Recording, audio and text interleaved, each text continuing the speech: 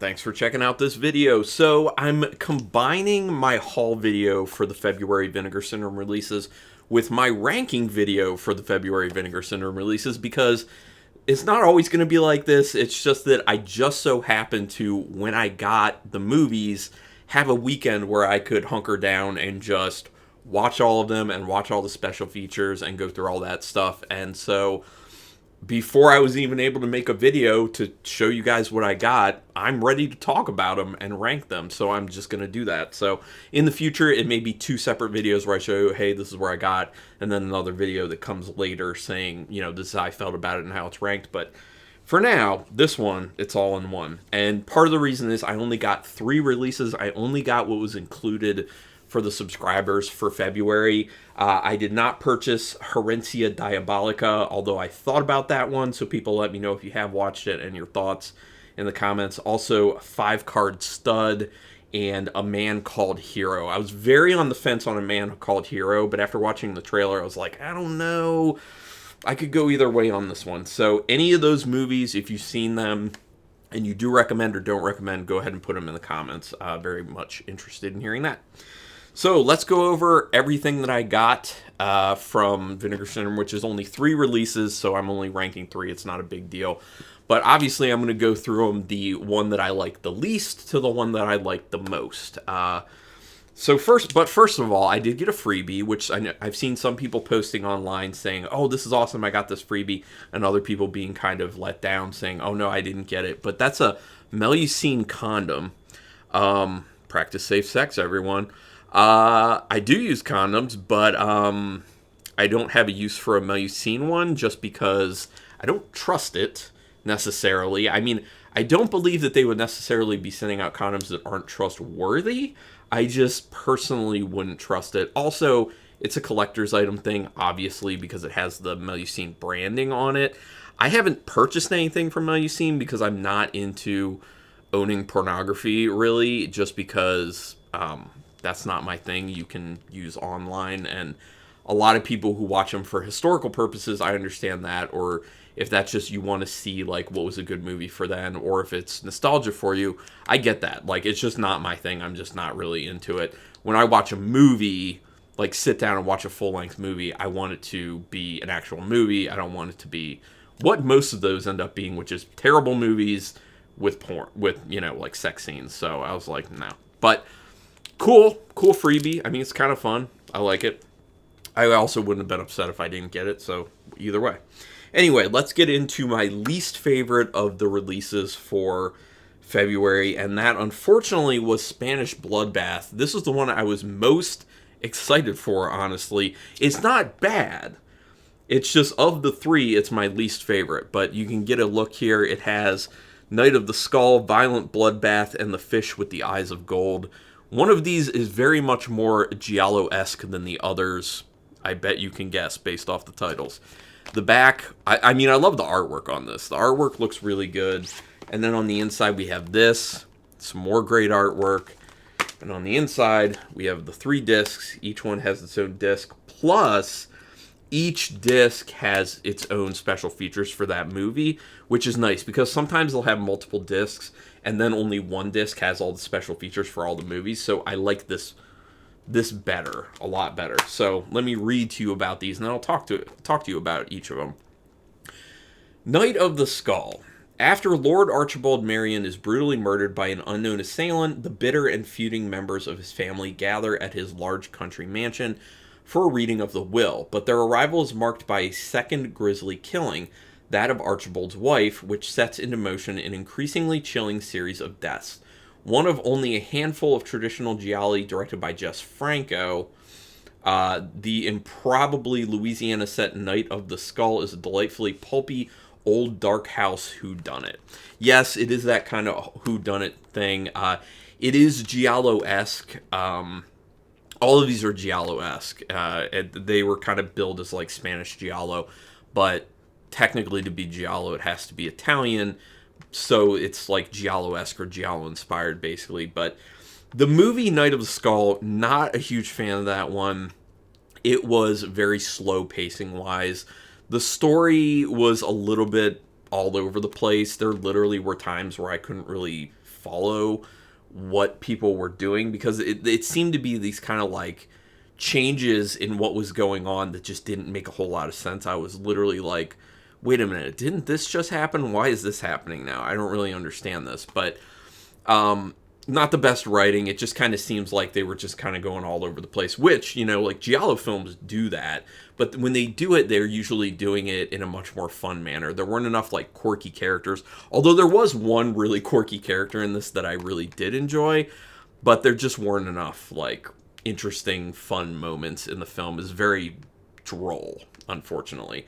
As far as the special features for this one goes, we have an interview with actor Antonio Mayans of Night of the Skull, an interview with Sitges Festival director Angel Sala, which Angel Sala did interviews for every single one of the films on here, and he was a great resource. I like the fact that they got this one person who's a expert, or seems to be an expert on these types of movies, and he went through and did a special feature for each one of the 3 films.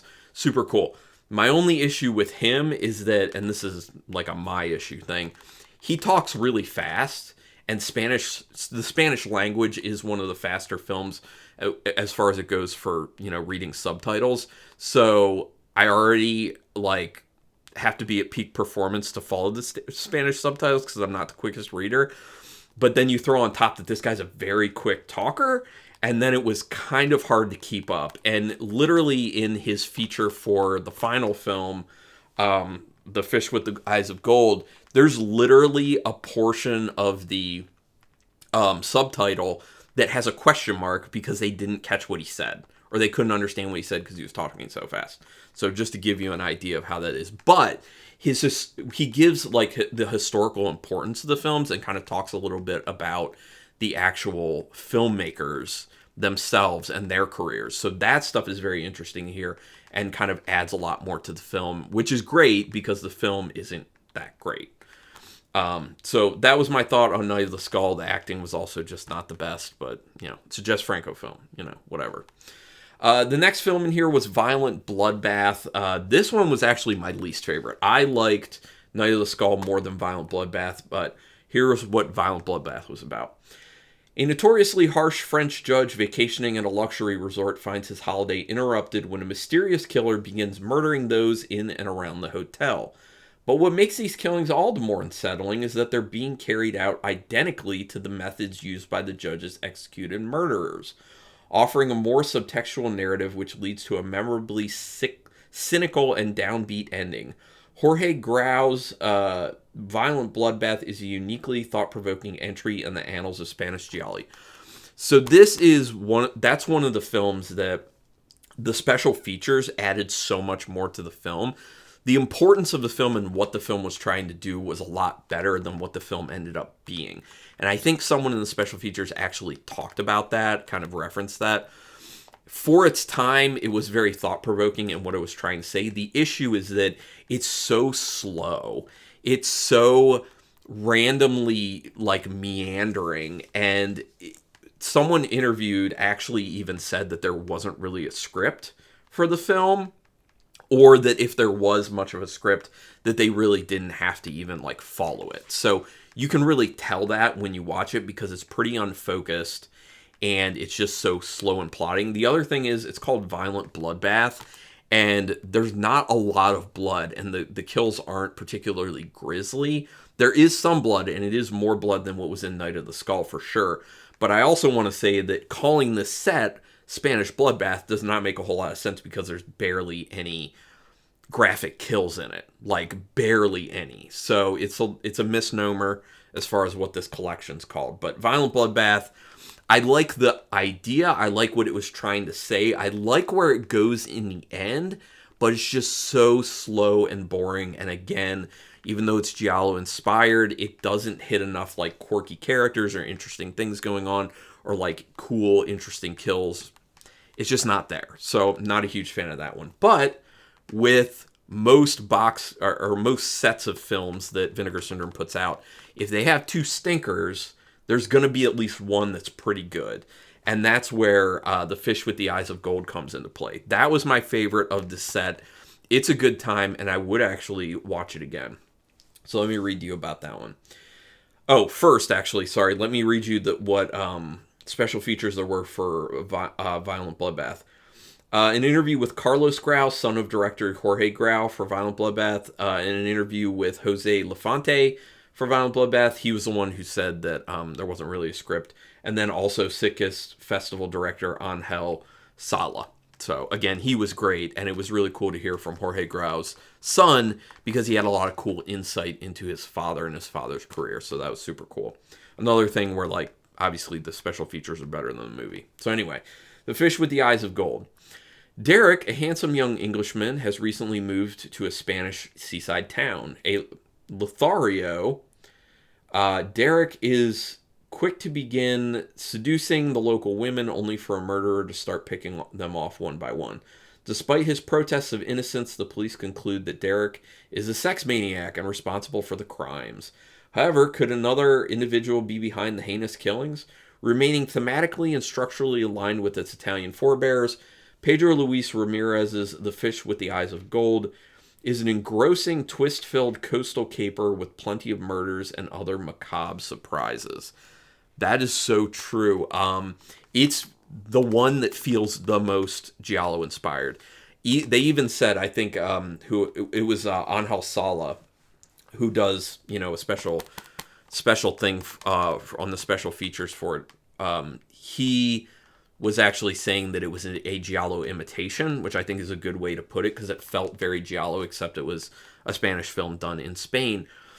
But one of the cool things for me, sleepy seaside town, basically, love seaside town, sucker for that. They also have a very prominently featured setting in an aquarium, which you barely see in films, and I'm a sucker for aquariums, so if there's a film that has aquarium involved, I'm going to immediately like that. Now, obviously, it's called The Fish with Eyes of Gold, so there's a fish element to it, which makes sense with the aquarium, but that whole aspect was super cool.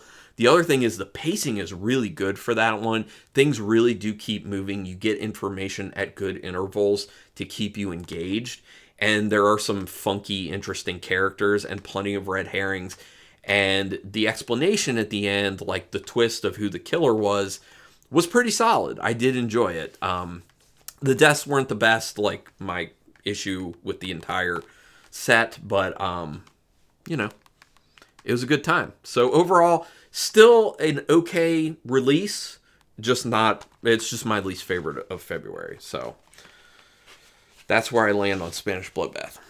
All right, so my second favorite one was The Playgirls and the Vampire. Now, going into this one, I was like, not sure what I'm going to be getting into. I don't really like vampire films typically because they're so overdone. Now, obviously, when this came out, they weren't necessarily as overdone, but still a little bit overdone at this point. But because this film's from 1960. It's an Italian film from 1960. But what I will say is this is a very charming film. I really enjoyed it. Let me show off all the artwork, and then I'll read you the synopsis on the back. I really like this artwork. It's very like old school inspired. It looks beautiful. And then the inside, it's this again. And is there anything different? I didn't think there wasn't anything different in there. So, okay. So, The Playgirls and the Vampire. A troupe of 5 showgirls, along with their manager, are traveling through a remote stretch of countryside when their minibus gets struck after a rainstorm. Finding refuge at the castle home of the mysterious Count Gabor Kernasi, the women make the most of the situation by continuing to practice their burlesque routines. But little do they know that the strange count is harboring a fiendish secret and is intent on subjecting the lovely ladies to his vampiric desires. Now, it is a film that is very charming, like I said. It looks really good. It's shot extremely well. The acting is good for what it is, although one of the people kind of points out in the special features, and I think rightfully so, that the guy who played the main host at the castle was, what's his name again? Count Gabor Kernasi. A little bit wooden, a little bit stilted in his performance, but everyone else is more like limber, loose, and fun. For its time, pretty racy, which is interesting, but now not nearly as much. So you can watch it and appreciate the fact that it was pretty racy for back then. There is some nudity. There are those burlesque moments that are very interesting. One of the people in the special features actually said that the style of this film kind of created what they call it, striptease gothic, which I was like, I dig it. I mean, obviously, I dig this film. I love the title of Striptease Gothic. I'd like to see more films that are considered to be that because it's very interesting. Sexuality, pretty low on it, but for its time, pretty high. So it's just kind of interesting to see that. It's in black and white. I do like a nice, clean-looking black and white film, and the restoration is really good on this one. And like I said, it's shot super well, which really helps.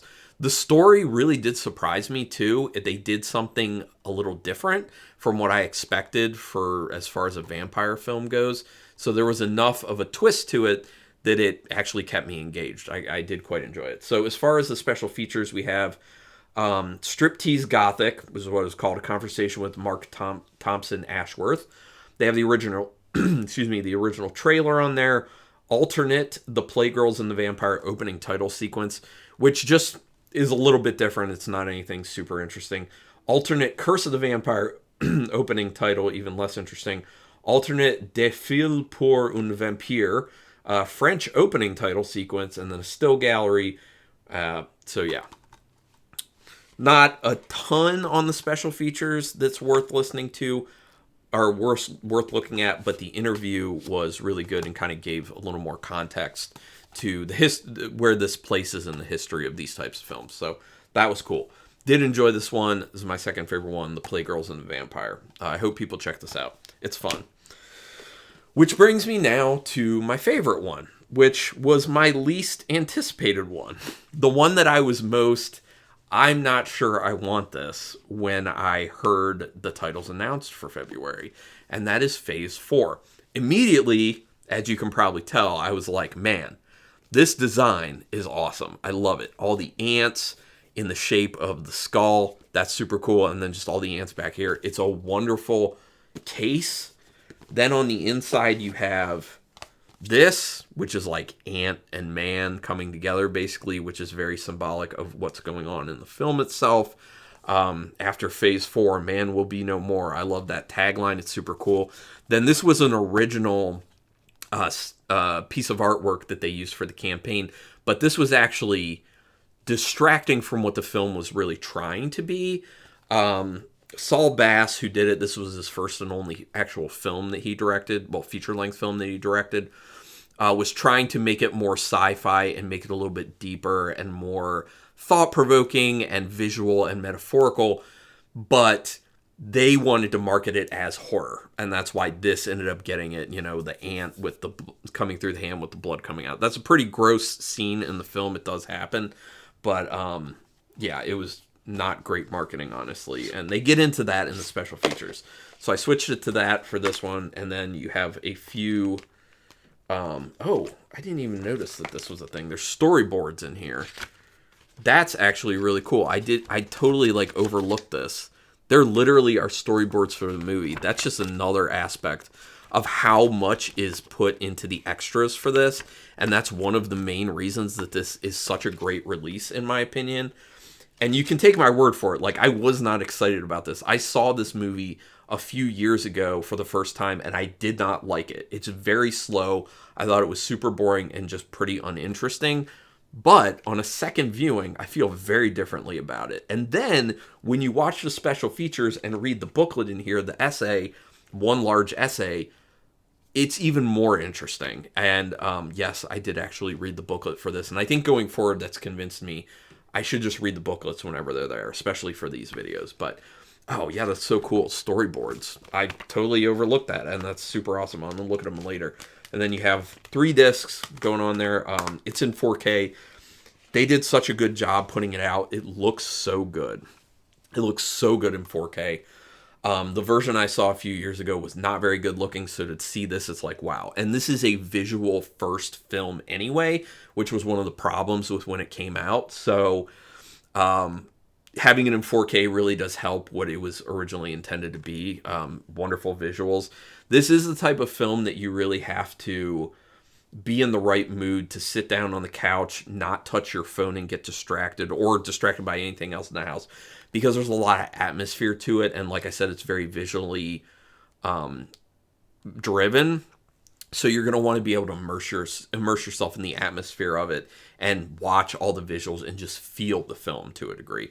Unfortunately, the characters aren't very well written, and they talk about in the special features how they kind of were like an afterthought. They weren't fleshed out enough, and that's one of the things that they kind of wish, or at least the writer Mayo Simon kind of wishes they would have changed and tweaked to make it a better film, because it was not successful when it came out, although it's now kind of garnered a cult following. And after seeing this version and reading about it and everything and seeing the special features, I know why, and I'm kind of a fan now.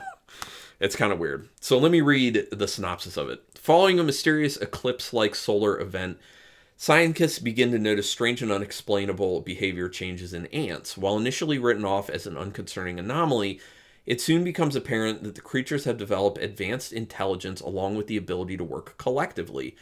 Scientists Ernest Hubbs and James Lesko have been transferred to a futuristic lab in a remote part of the Arizona desert in which to study these phenomena.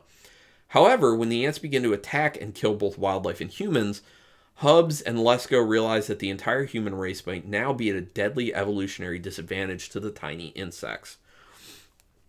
So, is there, I mean, like I said, it's very slow. For how long it is, there isn't enough action to it.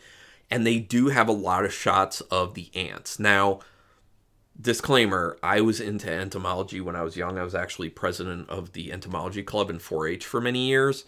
And I had a bug collection, or insect collection, sorry, and all that stuff. And so I still have a big knowledge of that. I have an interest in it. So the cinematography that they did of the actual ants, and yes, they used actual ants in this film, and a praying mantis, and a tarantula, and a mouse.